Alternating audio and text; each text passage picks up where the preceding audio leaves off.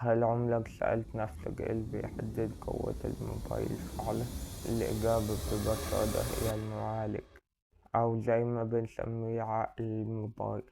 المعالج هو المسؤول عن تشغيل الألعاب وفتح التطبيقات وسرعة الموبايل بشكل عام. طيب، نفهم المعالج من إيه؟ أول حاجة هي عدد الأنوية. كل ما عدد الأنوية يزيد، الموبايل بيقدر يشغل مهام أكتر في نفس الوقت وبسلاسة. تاني حاجة هي سرعة الأنوية، ودي بتتقاس بالجيجا هرتز. كل ما الرقم ده يزيد، المعالج يقدر ينفذ أوامر أسرع. تالت حاجة وهي مهمة جدا هي دقة التصنيع، زي 6 نانو أو 7 نانو. كل ما الرقم ده يقل، المعالج بيبقى أوفر فيه استهلاك البطارية، وسخن ده أقل وأداؤه أفضل.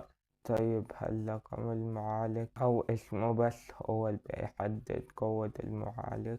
الإجابة هي لأ طبعا، لازم تبص كمان على أداء المعالج الحقيقي في الاستخدام، زي الألعاب والتصفح والمونتاج، لأن ساعات المعالج أرقامه تبقى أعلى بس أداؤه الفعلي أضعف. يعني باختصار، لو فهمت عدد الأنوية أو سرعة أو دقة التصنيع، هتعرف تحدد الموبايل أقوى ولا لأ، ومش هتضحك عليك في الأرقام التسويقية. ولو حابب أعمل فيديو أشرح فيه أقوى معالجات الموبايلات حاليا بالترتيب، قولي في الكومنتات.